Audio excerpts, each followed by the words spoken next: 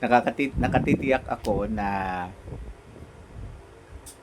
gaya ng nasa isip ng maraming mga tao, gusto niyo rin siguro maipaksa ko tungkol sa mga napanood nyo minsan diyan sa YouTube, sa FB, at sa iba pang mga platform na yung tao sinusunog sa apoy, impyerno.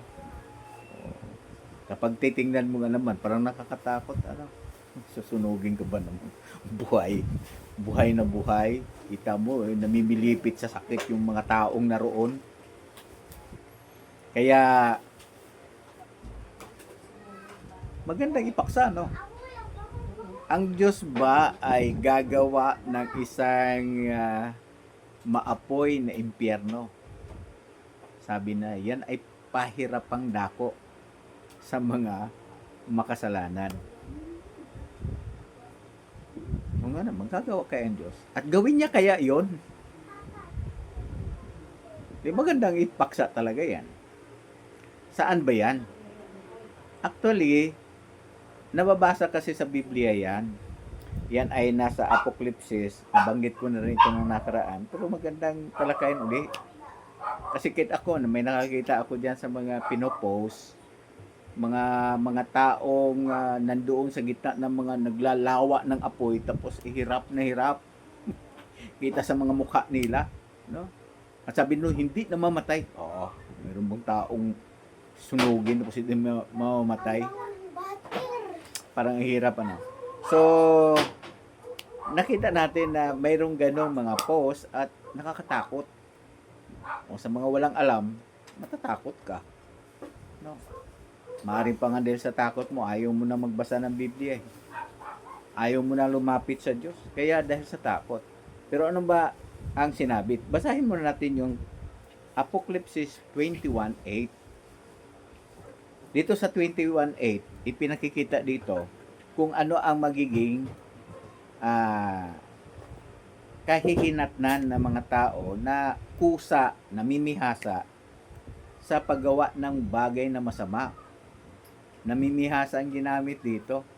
Sabi dito sa 8, pero para naman sa mga duwag at sa mga walang pananampalataya at sa mga kasuklam-suklam at marumi at sa mga mamamatay tao at sa mga namimihasa sa sexual na imoralidad at sa mga nagsasagawa ng espiritismo at sa mga sumasamba sa idolo at sa lahat ng sinungaling, ihahagi sila sa lawa ng nagniningas sa apoy at asupre. Ang iba tumigil na dyan eh. Gaya ng tinalakay ko nga noon kung ano ang lawa ng apoy ng lawa na apoy. Yan. Sabi daw, sumasagisag ito sa ikalawang kamatayan. Ikalawang kamatayan, natalakay natin nung nakaraan na ito yung kagaya din ng mga nasa libingan.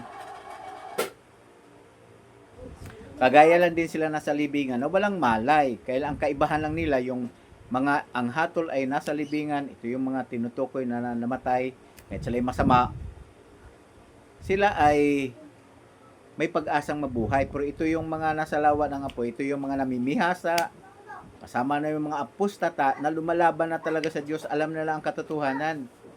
Kaya sabi dito, ang hatol ay sa nagniningas na apoy, ikalawang kamatayan, wala nang pagkabuhay muli.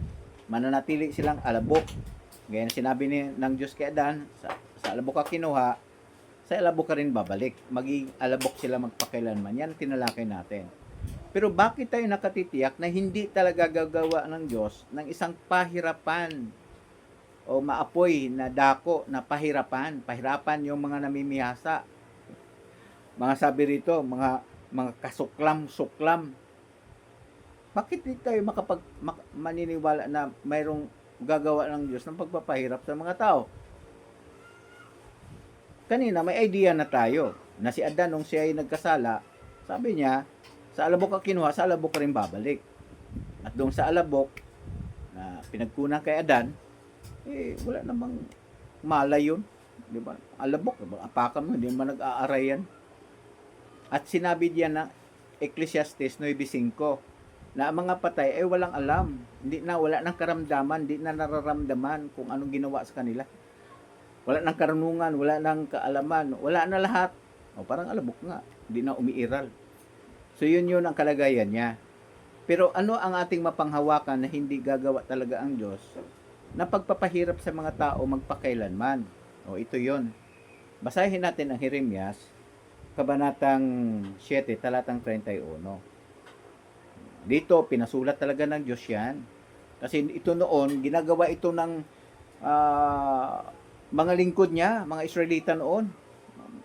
Bayan ng Diyos. Gumaya din sila sa mga kalapit ng bansa na naghahain ang kanilang mga anak sa apoy. Pero anong sabi ni Jehovah sa kanila? Tingnan natin. Jeremias, Kabanatang 7, talatang 31. Okay, tingnan natin sa 31. So, nasabi ko na yung setting. Gumaya rin sila, naghahandog din sila ng anak na sa apoy. At ganito ang ulat ng Diyos sa pagitan ni Jeremias na nakita niyang ginagawa ng mga bayan niya noon. Sinaway niya sa pagitan ni Jeremias. Itinayo nila ang mataas na lugar ng Tophet na nasa lambak na anak ni Hinob para sunugin ang kanilang mga anak na lalaki at babae. Sinusunog nila. At ang karugdong na panalita, isang bagay na hindi ko iniutos, hindi man lang sumagi sa isip ko. Yung pagsusunog ng mga anak sa apoy, sabi ng Diyos, hindi niya inuutos yun sa mga Israelita. Ang utos niya na magsunog yung hayop. Ganang baka, tupa, kambing, ano pa man yung susunugin, basta hayop. Hindi tao. Sa ibang kalapit na bansa kasi tao, mga anak nila ang sinusunog para sa Diyos na lang si Baal, si Dagon. So, sabi ng Diyos, hindi ko inuutos sa inyo yan. Hindi man lang sumagi sa isip ko. Isipin man lang yan. Ang pagsusunog ng tao sa apoy, hindi man lang sumagi sa isip ng Diyos. Bakit naman isipin na mahal nga ng Diyos ang mga tao? John 3:16. Gayon na lamang ang pag-ibig ng Diyos sa sangkataon. Ba't sunugin? Kahirap naman nun. Mayroon ka na bang ganyang magulang na mahal niyang anak niya? Na kapag nagkamali ay sinusunog ang kamay niya sa apoy, sa kalan? Mayroon na ba kayo nakita na sabi, mahal niya anak niya, tapos sinusunog niya yung kamay sa apoy bilang parusa doon sa ginawang kasalanan? Walang matinong magulang na ganyan at parang wala akong maisip na may magulang na ganyan nagagawa. So kung tayo mga tao, hindi natin naisip yan, hindi man lang sumagi sa isip ko. Hindi man lang naisip ng Diyos yung pagpapa. Bakit? Nabanggit ko na sa inyo, mahal na mahal niya mga tao, pero ito kasi ang katangian ng Diyos. Ito yung kanyang personalidad. Ito yung nangingibabaw na katangian niya. Kasi ang katangian niya, pag-ibig, karunungan, katarungan, kapangyarihan. 4. Pero ang nangingibabaw yan, ito. Ano yun? Unang Juan 4:8. Unang Juan 4:8. Basahin natin. Unang Juan 4:8 ay ganitong sinabi. Ang sino mang hindi umiibig ay hindi nakakakilala sa Diyos. Dahil ang Diyos ay pag-ibig. Sabi niya, ang hindi umiibig, di talaga nakakilala sa Diyos na Jehovah kasi mahal na nga naman ng Diyos na Jehovah lahat ng tao. O di ba? Kaya sabi niya, ibigin mo yung kapwa, gano'n yung sarili. Pati nga kaaway na umaaway sa iyo, sabi, ibigin mo yung kaaway. Yung mga taong ganun, nakakilala sa Diyos kapag ang Diyos ay pag-ibig. Kaya huwag nating pagbibintangan ang Diyos. Nagagawa siya ng isang lawang apoy na pahihirapan ang mga tao. Kapag namatay daw, ay pahihirapan ito. Tuloy-tuloy siya mabuhay at pahihirapan. Walang ganun. Katunay, simple lang sinabi ng Biblia. Na kapag namatay ang isang tao, saan siya nagtungo?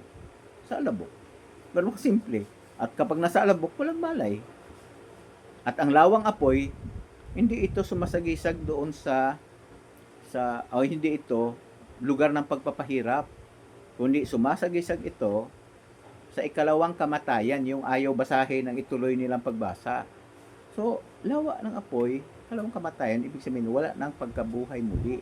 Natili siyang alabok, natili siyang naroon magpakailanman. Bakit apoy ang ginamit na paglalarawan? Kasi anumang bagay ang ihagis mo sa apoy, oo, yung abo noon, kahit ano mong pang gagawin, mo puno, hinagis mo sa apoy, yung abo ng puno, hindi mo na kailanman ibabalik sa dati niyang puno.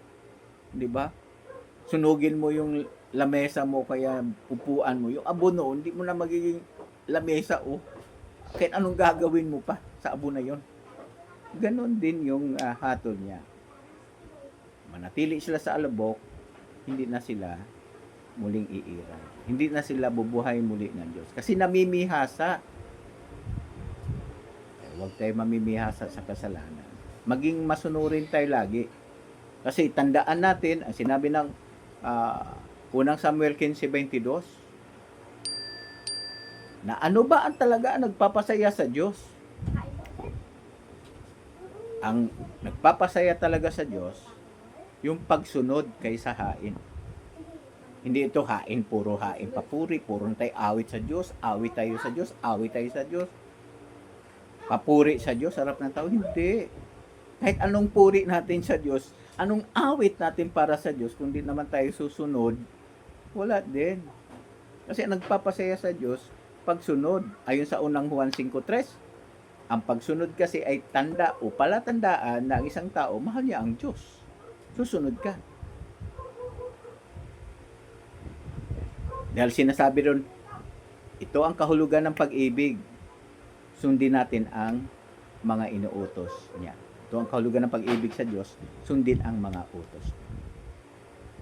Kaya ang pagsunod at tinitingnan ng Diyos, kaya totoo naman yan sa magulang, di ba? Totoo yan sa ating mga magulang. Kahit sabihin pa ng inyong mga anak, mahal na mahal kita, nanay, tatay, mahal kita. Mahal ko kayo. Pero hindi naman sumusunod. Ano maramdaman nyo? May bearing ba yon? Talaga bang masasabi, mahal na mahal talaga ako ng anak ko? Hindi natin masabi yon. Kung may sinasabi ka, hindi inuutos mo sa kanya, hindi man lang sundin. Tigas ng ulo. Ayaw kumilos, ay sumunod. Baka nga, puro cellphone pa dyan. Mamaya na nanay, tapusin ko lang ito. Diba? Pero kung mahal ng anak ang kanya magulang, susunod ito. Hindi matigas ang ulo. Kasi kahit sabihin niya pa, love kita nanay, love kita tatay, walang bearing yon. Kasi ang pagsunod ay palatandaan ng pag-ibig sa isang tao. Ganon din sa Diyos. Ito ang kahulugan ng pag-ibig sa Diyos, ang sundin ang kanyang mga utos. Kaya maging masunurin tayo, sinabi rito ng Biblia na hindi gagawa ang Diyos ng pahirapan, maapoy na pahirapan para sa mga namimihasa sa kasalanan, lumalaban sa Diyos. Hindi. Ang lawa ng apoy, kalawang kamatayan, ang hulugang mananatili siyang alabok magpakailanman, hindi na kailanman siya bubuhay muli ng Diyos. Pero yung apoy na literal na naglalagablab, hindi gagawin ng Diyos yun. Bakit? Kasi, bahal yung mga tao, sabi nga niya, yung nagsunog ang mga Israelita, di ba? Binasa natin sa Jeremias 7:31. Nung nagsusunog na sila, anong sabi ng Diyos? Di man lang yan inuutos. Ang utos niya yung hayop sunugin doon sa templo o sa tabernakulo. Pero tao hindi. Hindi man lang sumagi sa isip niya, hindi pumasok. So wag nating bigyan ang Diyos ng ganong masamang reputasyon, masamang paratang na ang Diyos ay napakabangis, napakabagsik. Kasi yan talaga ipinakikita kapag may totoo ang nadagat-dagatang apoy o lawa ng apoy na pinahirapan ng mga tao, napakabagsik ng Diyos. Walang puso. Hindi nga magagawa ng taong sunugin ang anak niyang napakasutil. Diyos pa kaya, napakamaibigin. Huwag nating paratangan ng Diyos. Kapag nagtuturo ang isa na ganon, galit na galit ang Diyos. Kasi pinaratangan siya na siya ay isang napakabagsik, malupit na Diyos. Maling-mali yun. Kasi ang Diyos ay pag-ibig. Napaka maibigin ang Diyos. Mahal na mahal niya ang mga tao. Lahat ng tao. Kaya nga sabi niya, ibigin mo yung kapwa gaya ng iyong sarili. Pati nga kaaway, pinaiibig pa eh. Huwag gawa ng masama. Di ba, iutos yan ng Diyos. Kaya magandang tandaan ang bagay na yan. Hindi kailanman gagawa ang Diyos ng pahirapang dako na kung sa pahirapan ang mga namimihasa sa kasalanan o mga lumalaban sa Diyos. Ikalawang kamatayan, ang lawa ng apoy, wala na pag-asang buhay mo. Di ba ang ganda ng puntong yan? Kaya may aral tayo. Walang impyernong naglalagablab. Mahal naman lang Diyos ang lahat ng tao. Ang Diyos ay umiibig sa katarungan. Awit 37:28. Kung iniibig niya katarungan, di makatarungan na ilang taon ka lang na nabuhay, namatay ka, hindi makasalanan, tapos ang hatol mo ay magpakailanman kang susunugin. Isa pang puntong yun. Di ba? Ang Diyos ay lahat ng ginagawa niya katarungan, makatarungan. Deuteronomy 32:4. Ay hindi maging makatarungan sa bahagi ng Diyos na pahirapan magpakailanman ng isang tao tapos ang kanyang nagawa lang ay ilang taon lang sa kanyang buhay, naging masama siya. Meron bang judge na ganyan? Di ba, hukom ng buong lupa ang Diyos? May judge bang ganyan na nagkasala lang ito ng pagnanakaw, ano mong ginawa niyang hatol niya ay bitayin, pahirapan magpakailanman? Di ba, parang ang hirap isipin. Oo. Pero hindi gagawin ng Diyos yan. Una, Diyos ay pag-ibig. Ang Diyos ay umiibig sa katarungan at lahat ng ginawa niya katarungan. Kaya nga sabi doon, sabi ni Jesus, tama si Jesus eh, sa John 5:28-29 na lahat ng mga nasa libingan, mabuti man at masama, makaririnig sa kanyang tinig at mabubuhay silang muli. Darating pang panahon yun. Sabi niyan, lahat o tama, yun, makatarungan yun. Yan ay maibiging apasya. Kasi imperfect ang ating kinalalagyang daigdig. Maaari talagang magkasala ang isa. Hindi naman to perfecto eh. Saka tayo nagkakasakit at tumatanda na mamatay. Marami tayong mga di kasakdalan na maaring tendensya din makagawa ng kasalanan ng isa. Kaya pagbibigyan talaga ng Diyos ang mga tao sa hinaharap, yung mga ang kanyang hatol ay sa libingan, sama man, bibigyan ng pagkakataon ng Diyos. Buhayin siya sa isang perpektong kalagayan, sa isang paraisong lupa.